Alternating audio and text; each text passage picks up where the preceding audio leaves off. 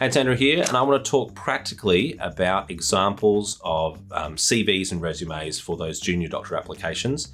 And I've dug up some of my old CVs as examples and seeing how this changes in time. So the first one I look at is my PGY1, so postgraduate year, or in Australia, New Zealand internship year resume. And it's the one that I had to apply at the time for basic physician training, which I did get into.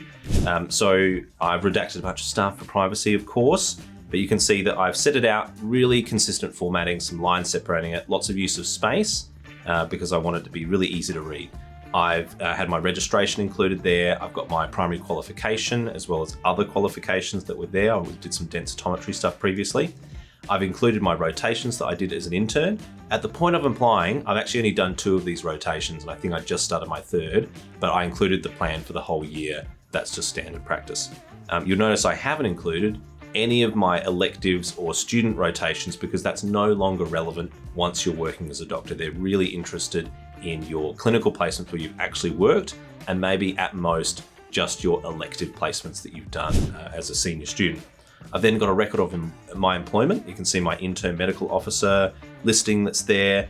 And then I've previously done clinical trials, assistant work with hematology. So that's obviously a medically relevant type role, and that I would keep that one for some time to eventually drop it off, as well as my clinical bone densitometrist.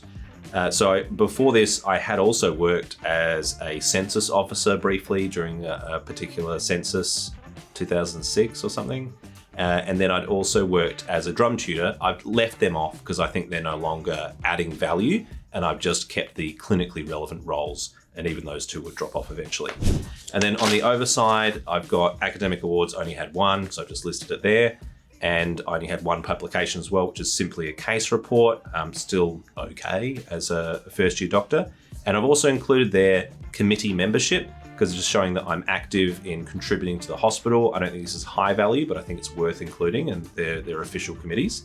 And then I've included, even though I've only had 1 publication, I've just included a summary of my research involvement in terms of audits and quality improvement, which I think is still helpful, and then my referees. And you can see there that there's not a lot of really high value, hard hitting items. That's totally normal. A lot of people are in that boat as well. Some people don't have any awards or publications at this stage. That's totally normal. That's really okay. You don't need to buff it up with lots of low value things or being the student rep. Don't worry about that. You can just keep it nice and simple, really easy to read, and it's clear there's no pretense there. So let's now fast forward a couple of years later. I've worked for the university. I've done some basic physician training. You can see the beginning is the same. I've kept really consistent formatting. I've dropped off my clinical densitometrist and replaced it with me starting a Masters of Clinical Education, which at the time of filming this video is still going. It takes a long time, lots of pauses along the way, but that's okay. You can see I've included my rotations there. I've got another year of basic training, and then I've included a summary of my locum shifts that I put in a bit more detail, including the number of shifts that I've done there. And then you can see on the employment, I still have the clinical trials and bone densitometry stuff there, but then I've added things that I've done in the last 2 years since my last CV update. Looking over the side, I've got a couple of little awards that I was fortunate to win in the internship that I've included, still 1 publication, a couple more committee memberships that I've included there as well, and the same research involvement. So not massive changes, but just a few extra items that are gradually filling this out to neatly fitting on the 2 pages. Fast forward 3 years, this is my PGY6 resume, which I'm pretty sure was when I was applying for advanced training. You can see I've now added a big section on my career intentions and my interests that I've put there that have talked about hematology, general medicine, and education, quality improvement type stuff, and potential research interests there, which I think are helpful. Then I've got my qualifications, you can see still in progress for that master's.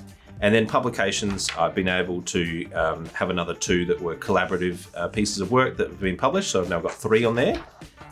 Clinical experience has likewise expanded according to the different things that I was doing in the preceding years. And you can also see my employment. I've decided to drop off the clinical bone densitometry from the list. I've kept clinical trials for now and my medical roles, and just summarized the clinical lecture across 2 years. I've also been fortunate to pick up another couple of teaching and registrar awards, so I've added them in there as well, and a couple of other committee memberships. In fact, I remember doing this and I had more committee memberships, and I decided just to trim it down so I could keep everything on 2 pages and just kind of do my highlights of the 5 committees that I thought provided evidence of a range of activities at a reasonably official kind of level. So I hope that's helpful to see an example, definitely not trying to boast of my accomplishments, which are not that great, but an example of how a CV can evolve over time and utilizing all of the principles I've talked about in the previous video of keeping it as a highlights document, easy to read, consistent formatting, and very contemporaneous. I hope that's helpful. Let me know if you have other questions in the comments below.